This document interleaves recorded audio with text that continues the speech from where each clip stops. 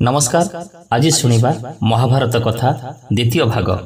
संयोजना परशुराम बेहेरा, उपस्थापना दीपक सेनापति। आमे गत अध्याय शुणिथिले महाभारत रचनार पृष्ठभूमि, राजा दुष्मंत शकुंतलांक विवाह विच्छेद, पुत्र भरतंक राज्य शासन, तांकर परवर्ती वंशधर राजा शांतनुंकर देवी गंगांको विवाह और 7 पुत्रंको गंगारे विसर्जन परे अष्टम संतान देवव्रत को संगरे घेनी देवी गंगांकर स्वर्गलोक को प्रत्यावर्तन। आसंतु शुणिबा आजिर विषय वस्तु। तिने राजा शांतनु गंगा कूଳରେ भ्रमण करुथिबा बेले देखिबाको पाइले जे गोटे साहसी बालक शरद द्वारा नदीर स्रोत को अटकाउची। यह देखि से आश्चर्य हो गले। ठीक यही समय रे देवी गंगा जल मध्यरु बाहरी आसी कहिले, महाराज ए बालक को आपण कोन चिन्हि पारु नाहंती? ए होउची आपणकर अष्टम पुत्र देवव्रत। ताकू मो देवलोक को नै जाइथिली। से वशिष्ठ ऋषिंक ठारू वेद शिक्षा करिछि। अस्त्र विद्यारे से परशुरामंक सहित एवं ज्ञान गारिमारे से शुक्राचार्यंक सहित तुलनीय। राजनीति रे मध्य से प्रवीण। एतिकी कही गंगा माता देवव्रत को आशीर्वाद कले एवं ताको पिता शांतनुक हस्तरे अर्पण करी अंतर्ध्यान हो गले। राजा आनंदित होई राजधानी को फेरी आसिले एवं देवव्रत को युवराज पदरे अभिषिक्त कले। देवव्रत थरे तांक राज्यर सीमारे बुलुथिबा बेले देखिले जे साल्लो युवराज सैन्य सामंत सहित तांक राज्य आक्रमण करबाकू आसुछंती। देवव्रत एकाकी सेमानंकु परास्त करी साल्लो युवराजंकु बंदी करी पितांक दरबार रे हाजर कराइले। शांतनु अवश्य एभଳି पुत्र पाई निजको धन्य मने करुथिले, किंतु निजर पत्नी गंगांक कथा मने पड़ी गले से निजको निसंग मने करुथिले। चाहू चाहू केते वर्ष बीतीगला। थरे शांतनु शिकार करबाकू जाई जमुना नदी कूଳରେ पहुंचिले। सेठारे आउ जने सुंदरी रमणी को देखि तांको हृदय आंदोलित हेला। एई अनिद्या सुंदरी सत्यवती थिले दशराज नामक जने कैवर्त्य मुख्यंक कन्या। गंगा चली जिबा परे शांतनु निजको एकाकी अनुभव करुथिबा जोगु सत्यवती को विवाह करिबा निमंते इच्छा कले। कैवर्त राज एथिपाई सम्मत हेले मध्य एक कठोर शर्त बाढ़िले। सत्यवती पुत्र सिंहासन उत्तराधिकारी हेबा थिला तांकर शर्त। किंतु राजा शांतनु कैवर्त राजंकर एपरी शर्त को प्रत्याख्यान कले।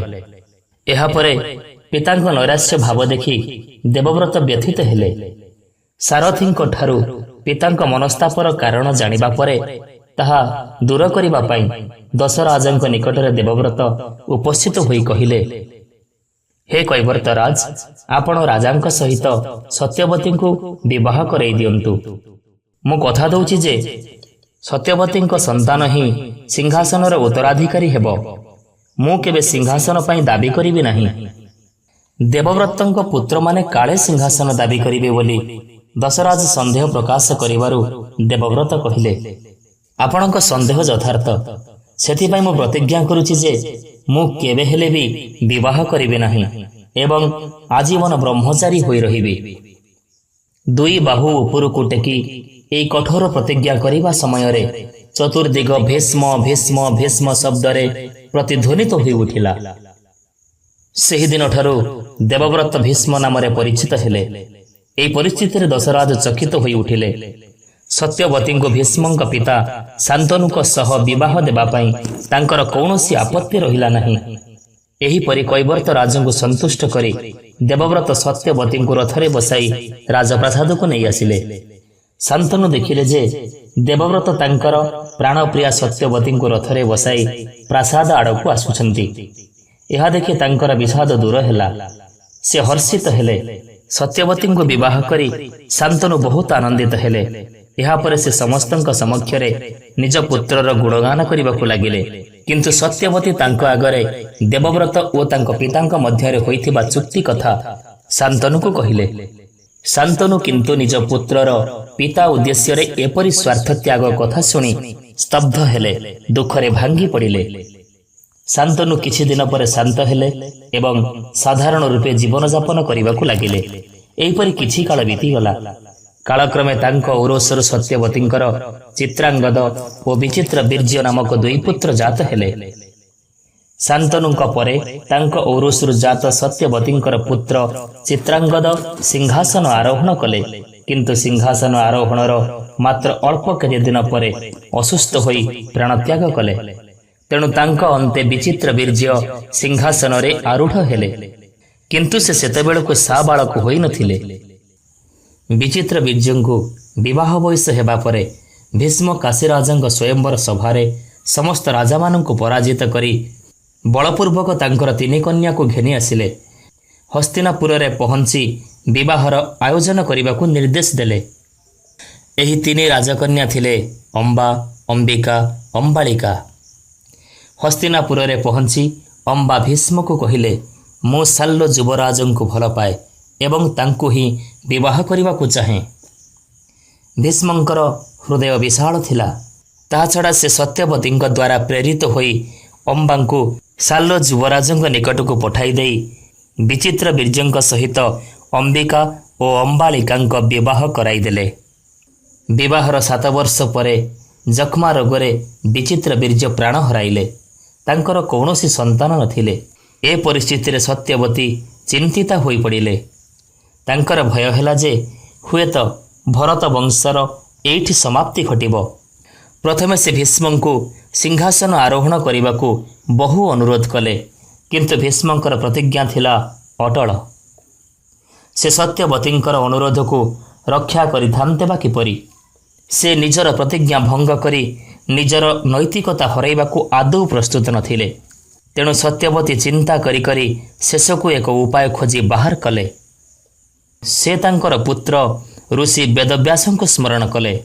ବିବାହ ପୂର୍ବରୁ ପରାଶର ଋଷିଙ୍କ ଔରସରୁ ତାଙ୍କ କୋଳରେ ବ୍ୟାସ ଜନ୍ମ ନେଇଥିଲେ। ବେଦବ୍ୟାସ ପହଞ୍ଚିବା ପରେ ସତ୍ୟବତୀ ବ୍ୟାକୁଳ ହୋଇ କାନ୍ଦିବାକୁ ଲାଗିଲେ। ତାଙ୍କୁ ସାନ୍ତ୍ୱନା ଦେବାକୁ ଯାଇ ବେଦବ୍ୟାସ କହିଲେ, ମାତେ, ଚିନ୍ତାର ପ୍ରୟୋଜନ ନାହିଁ। ଆପଣଙ୍କର ଇଚ୍ଛା ପୂରଣ କରିବା ପାଇଁ ମୁଁ ସତତ ପ୍ରସ୍ତୁତ। ଆପଣ ଆଦେଶ ପ୍ରଦାନ କରନ୍ତୁ। ସତ୍ୟବତୀ କହିଲେ, ପୁତ୍ର, ବିଚିତ୍ର ବୀର୍ଯ୍ୟର ଏହି ଦୁଇ ରାଣୀଙ୍କୁ ଆଶୀର୍ବାଦ ପ୍ରଦାନ କର, ଯେପରି ସେମାନେ ପୁତ୍ର ସନ୍ତାନ ଲାଭ କରିବେ ଏବଂ ଏହା ଫଳରେ ଆମର ବଂଶ ରକ୍ଷା ହୋଇପାରିବ। ସତ୍ୟବତୀ ଜାଣିଥିଲେ ଯେ ବେଦବ୍ୟାସ ତାଙ୍କର ଇଚ୍ଛା ପୂରଣ କରିବାକୁ ସକ୍ଷମ ଅଟନ୍ତି। ବେଦବ୍ୟାସ ଦେଖିବାକୁ ଅତି କଦାକାର ଥିଲେ।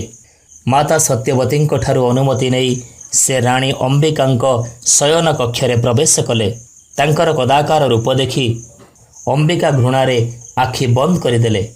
ବେଦବ୍ୟାସ କହିଲେ, ରାଣୀ, ତୁମେ ଏକ ପୁତ୍ର ସନ୍ତାନକୁ ଜନ୍ମ ଦେବ, ଯିଏକି 10 ସହସ୍ର ହସ୍ତୀଙ୍କ ସମତୁଲ ଶକ୍ତିଶାଳୀ ହେବ। କିନ୍ତୁ ତୁମେ ଆଖି ବନ୍ଦ କରି ଦେଇଥିବା ଯୋଗୁଁ ସନ୍ତାନଟି ମଧ୍ୟ ଜନ୍ମରୁ ଅନ୍ଧ ହେବ। ତାପରେ ସେ ଅମ୍ବାଳିକାଙ୍କ କକ୍ଷରେ ପ୍ରବେଶ କଲେ। ଋଷିଙ୍କ ରୂପରେ ଭୟଭୀତା ହୋଇଯିବାରୁ ଅମ୍ବାଳିକାଙ୍କ ଶରୀର ବିବର୍ଣ୍ଣ ହୋଇଗଲା। ଏହା ଦେଖି ବେଦବ୍ୟାସ କହିଲେ, ହେ ଅମ୍ବାଳିକେ, ମୁଁ ବର ଦେଉଛି ଯେ ତୁମ୍ଭେ ପୁତ୍ର ସନ୍ତାନର ଜନନୀ ହେବ।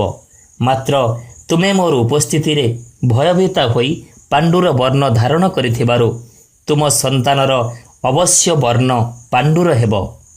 ତାର ନାମ ହେବ ପାଣ୍ଡୁ। ଏକଥା ଶୁଣିବା ପରେ ସତ୍ୟବତୀ ନିରାଶ ହୋଇପଡ଼ିଲେ। ଅମ୍ବିକାଙ୍କୁ ଆଉ ଏକ ପୁତ୍ର ଦେବା ପାଇଁ ବର ପ୍ରଦାନ କରିବା ପାଇଁ ସେ ନିଜର ପୁତ୍ର ବେଦବ୍ୟାସଙ୍କୁ ଅନୁରୋଧ କଲେ। କିନ୍ତୁ ଅମ୍ବିକା ଭୟବଶତଃ ଋଷିଙ୍କ ନିକଟକୁ ନ ଯାଇ ତାଙ୍କର ଦାସୀକୁ ଛଦ୍ମବେଶରେ ପଠାଇଦେଲେ। ଦାସୀ ବହୁତ ଭକ୍ତି ଓ ଆଗ୍ରହ ସହକାରେ ବେଦବ୍ୟାସଙ୍କର ସେବା କଲେ। ତେଣୁ ଦାସୀ ଉପରେ ସନ୍ତୁଷ୍ଟ ହୋଇ ଋଷି କହିଲେ, ଏଣିକି ତୁମେ ଆଉ ଦାସୀ ହୋଇ ରହିବ ନାହିଁ। ତୁମେ ଯେଉଁ ପୁତ୍ର ସନ୍ତାନକୁ ଜନ୍ମ ଦେବ ସେ ହେବ ଅତ୍ୟନ୍ତ ଚତୁର, ବୁଦ୍ଧିମାନ ଆଉ ବିଚାରବନ୍ତ। ଯଥା ସମୟରେ ଦୁଇ ରାଣୀଙ୍କ ସମେତ ଦାସୀ ଜଣକ ମଧ୍ୟ ପୁତ୍ର ସନ୍ତାନ ପ୍ରସବ କଲେ। ବ୍ୟାସଙ୍କ ଭବିଷ୍ୟତବାଣୀ ସତ୍ୟ ହେଲା। ଅମ୍ବିକାଙ୍କ ଔରସରୁ ଧୃତରାଷ୍ଟ୍ର ଜନ୍ମ ନେଲେ। ସେ ଥିଲେ ଜନ୍ମାନ୍ଧ। ଅମ୍ବାଳିକାଙ୍କ ପୁତ୍ର ପାଣ୍ଡୁ ଦେଖିବାକୁ ଥିଲେ ପାଣ୍ଡୁର ବର୍ଣ୍ଣ। ମାତ୍ର ଦାସୀର ପୁତ୍ର ଥିଲେ ସୁସ୍ଥ ଓ ସବଳ। ତାଙ୍କ ନାମ ଥିଲା ବିଦୁର। ତିନି ପୁତ୍ରଯାକ ରାଜକୀୟ ଢଙ୍ଗରେ ସମସ୍ତ ସୁଖ ସୁବିଧା ମଧ୍ୟରେ ପ୍ରତିପାଳିତ ହେବାକୁ ଲାଗିଲେ। ଭୀଷ୍ମଙ୍କ ତତ୍ତ୍ୱାବଧାନରେ ସେମାନଙ୍କ ଶିକ୍ଷା ଦୀକ୍ଷା ସମାପ୍ତ ହେଲା। ଯଥା ସମୟରେ ପାଣ୍ଡୁ ସିଂହାସନ ଆରୋହଣ କଲେ। ବିଦୁରଙ୍କୁ ମହାମନ୍ତ୍ରୀ ପଦରେ ନିଯୁକ୍ତ କରାଗଲା। ଧୃତରାଷ୍ଟ୍ର ଗାନ୍ଧାର ରାଜକନ୍ୟା ଗାନ୍ଧାରୀଙ୍କୁ ବିବାହ କଲେ। ଗାନ୍ଧାରୀ ଆଜୀବନ ନିଜ ଆଖିରେ ଅନ୍ଧ ପୁଟୁଳି ବାନ୍ଧି ସ୍ୱାମୀଙ୍କ ପ୍ରତି ତାଙ୍କର ସମ୍ମାନ ଓ ସମବେଦନା ଜ୍ଞାପନ କରିଥିଲେ। ଧୃତରାଷ୍ଟ୍ର ଥିଲେ 100 ପୁତ୍ର ଓ 1 କନ୍ୟାର ଜନକ। ଦୁର୍ଯ୍ୟୋଧନ ଥିଲେ ତାଙ୍କର ଜ୍ୟେଷ୍ଠ ପୁତ୍ର। ତାଙ୍କର ଏକମାତ୍ର କନ୍ୟା ଦୁଃଶୀଳା ସିନ୍ଧୁରାଜ ଜୟଦ୍ରଥଙ୍କୁ ବିବାହ କରିଥିଲେ। ପାଣ୍ଡୁ ବିବାହ କରିଥିଲେ ଯଦୁବଂଶୀ ରାଜା ସୁରସେନଙ୍କ କନ୍ୟା ପୃଥାଙ୍କୁ। ପୃଥାଙ୍କର ଅନ୍ୟ ନାମ ଥିଲା କୁନ୍ତୀ। ପୃଥା ଦେଖିବାକୁ ଅତ୍ୟନ୍ତ ସୁନ୍ଦରୀ ଥିଲେ। ତାଙ୍କର କେଶ କୁନ୍ତଳ ଆକୃତିର ହୋଇଥିବାରୁ ସେ କୁନ୍ତୀ ନାମରେ ପ୍ରସିଦ୍ଧି ଲାଭ କରିଥିଲେ। ତାଙ୍କର ସ୍ୱଭାବ ଅତ୍ୟନ୍ତ ସରଳ ଥିଲା। ତାଙ୍କ ସେବାରେ ସନ୍ତୁଷ୍ଟ ହୋଇ ଦୁର୍ବାସା ମୁନି ତାଙ୍କୁ ଗୋଟିଏ ମନ୍ତ୍ର ଶିକ୍ଷା ଦେଇଥିଲେ। ଏହି ମନ୍ତ୍ରର ବିଶେଷତ୍ୱ ଥିଲା ଯେ ସେହି ମନ୍ତ୍ର ଉଚ୍ଚାରଣ କରି ଯେକୌଣସି ଦେବତାଙ୍କୁ ଆବାହନ କରିବା ସମ୍ଭବ। ଆଉ ମଧ୍ୟ ଏହି ଦେବତାମାନେ ଆବାହିତ ହୋଇ ବର ପ୍ରଦାନ କରିବାକୁ ସକ୍ଷମ ଥିଲେ। କୁନ୍ତୀ ବାଲ୍ୟକାଳରେ କୌତୂହଳବଶତଃ ମନ୍ତ୍ର ପଢ଼ି ସୂର୍ଯ୍ୟଙ୍କୁ ସ୍ମରଣ କରନ୍ତେ ସୂର୍ଯ୍ୟ ଉପସ୍ଥିତ ହୋଇ ତାଙ୍କୁ ଏକ ପୁତ୍ର ପ୍ରଦାନ କଲେ। କୁନ୍ତୀ କୁମାରୀ ଥିଲେ। ଲୋକ ଅପବାଦକୁ ଡରି ସେ ଶିଶୁ ସନ୍ତାନଟିକୁ ଏକ ଟୋକେଇରେ ଯତ୍ନ ସହକାରେ ରଖି ଗଙ୍ଗା ନଦୀରେ ଭସେଇ ଦେଲେ। ନଦୀରେ ଭାସି ଯାଉଥିବା ପୁତ୍ରକୁ ଜଣେ ସାରଥୀ ପାଇ ଘରକୁ ନେଇଗଲେ। ଏହି ପୁତ୍ରକୁ ସାରଥୀ ଜଣକ ଯତ୍ନ ସହକାରେ ପାଳିବାକୁ ଲାଗିଲେ। ତାଙ୍କ କାନରେ ଆଜନ୍ମରୁ କୁଣ୍ଡଳ ଖଚିତ ହୋଇଥିଲା। ଏହାଛଡ଼ା ତାଙ୍କ ଶରୀରର ଚମଡ଼ା ଅସାଧାରଣ ରୂପେ ଶକ୍ତ ଥିଲା, ସତେ ଯେପରି ତାହା ଏକ ସାଞ୍ଜୁ ଥିଲା। ତେଣୁ ସାରଥୀ ଜଣକ ତାଙ୍କର ନାମ କର୍ଣ୍ଣ ରଖିଲେ। ବିବାହ ପରେ କୁନ୍ତୀ ଆହୁରି 3 ପୁତ୍ରକୁ ମଧ୍ୟ ଦେବତାମାନଙ୍କ ଆଶୀର୍ବାଦରୁ ଜନ୍ମ ଦେଲେ। ସେ ପ୍ରଥମ ସନ୍ତାନ ଧର୍ମ ଦେବତାଙ୍କ ପ୍ରସାଦରୁ, ଦ୍ୱିତୀୟ ସନ୍ତାନ ବାୟୁ ଦେବତାଙ୍କ ଔରସରୁ ଏବଂ ତୃତୀୟ ସନ୍ତାନ ଇନ୍ଦ୍ରଙ୍କ ବରପ୍ରାପ୍ତ ହୋଇ ଲାଭ କରିଥିଲେ।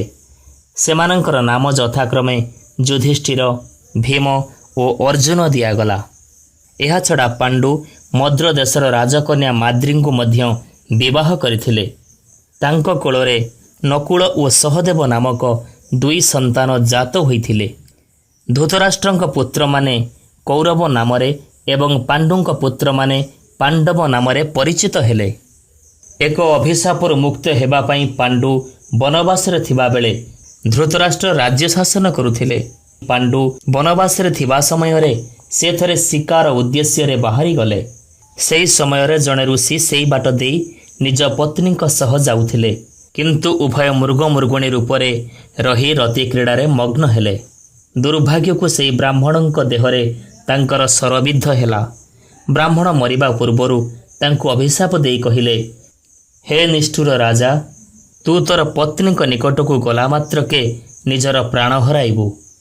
ଦିନେ ରାଜା ପାଣ୍ଡୁ ନିଜକୁ ନିୟନ୍ତ୍ରଣରେ ରଖି ନପାରି ମାଦ୍ରୀଙ୍କ ନିକଟକୁ ଚାଲିଗଲେ। ଫଳରେ ସେହିଠାରେ ପାଣ୍ଡୁ ମୃତ୍ୟୁବରଣ କଲେ। ମାଦ୍ରୀ ସ୍ୱାମୀଙ୍କ ଚିତାରେ ଝାସ ଦେଇ ସତୀ ହୋଇଗଲେ। ପାଣ୍ଡୁଙ୍କ ପୁତ୍ରମାନେ କୁନ୍ତୀଙ୍କ ତତ୍ତ୍ୱାବଧାନରେ ହସ୍ତିନାପୁର ଫେରି ଆସିଲେ। ଦୁର୍ଯ୍ୟୋଧନଙ୍କର ରାଜଗାଦୀ ପ୍ରତି ମୋହ ବଢ଼ି ଯାଇଥିଲା। ତେଣୁ କୁନ୍ତୀଙ୍କ ସହିତ ପାଣ୍ଡବମାନେ ହସ୍ତିନାପୁର ଫେରି ଆସିଥିବାରୁ ଦୁର୍ଯ୍ୟୋଧନ ଖୁସି ହେଲେ ନାହିଁ। ଅବଶ୍ୟ ଧୃତରାଷ୍ଟ୍ର ହସ୍ତିନାପୁର ରାଜଗାଦୀରେ ଅସ୍ଥାୟୀ ରୂପେ ବସିଥିଲେ, କିନ୍ତୁ କିଛି ଦିନ ରାଜଗାଦୀରେ ବସିବା ପରେ ସେ ଓ ତାଙ୍କର ଜ୍ୟେଷ୍ଠ ପୁତ୍ର ଦୁର୍ଯ୍ୟୋଧନ ଆଉ ରାଜଗାଦୀ ଛାଡ଼ିବାକୁ ଚାହୁଁନଥିଲେ, କାରଣ ପାଣ୍ଡବମାନେ ବଳରେ ଅଧିକ ଥିଲେ।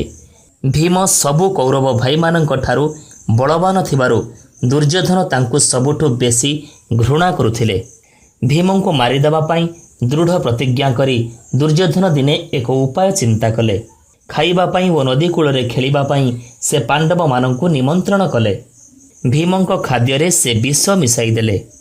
ବିଷ ମିଶା ଖାଦ୍ୟ ଖାଇ ଭୀମ ପାଣିରେ ଖେଳୁଥିବା ବେଳେ ଅଚେତ ହୋଇଗଲେ। ଅବଶ୍ୟ ପାଣ୍ଡବମାନେ ଏକଥା ଜାଣିପାରିଲେ ନାହିଁ। ସେମାନେ ଭୀମଙ୍କୁ ଛାଡ଼ି ଘରକୁ ଚାଲି ଆସିଲେ। ଗଙ୍ଗା ନଦୀରେ ଭୀମ ଭାସୁଥିବା ବେଳେ ଅନେକ ବିଷଧର ସାପ ତାଙ୍କୁ କାମୁଡ଼ିଲେ। ସାପମାନଙ୍କ ବିଷ ଔଷଧ ଭଳି କାମ କରିବାରୁ ଭୀମଙ୍କର ଚେତା ଫେରି ଆସିଲା। ଭୀମ ଘରକୁ ଫେରିଆସି ମା କୁନ୍ତୀ ଓ ଅନ୍ୟ ଭାଇମାନଙ୍କୁ ସବୁ କଥା ବିସ୍ତୃତ ରୂପେ କହିଲେ। କୁନ୍ତୀ ଏକଥା ଶୁଣି ଉଦ୍ବିଗ୍ନ ହେଲେ। ଥରେ ପାଣ୍ଡବମାନେ ନଗର ବାହାରେ ଖେଳୁଥିବା ସମୟରେ ସେମାନଙ୍କର କାଠର ପେଣ୍ଡୁଟି କୂଅ ଭିତରକୁ ଖସି ପଡ଼ିଲା।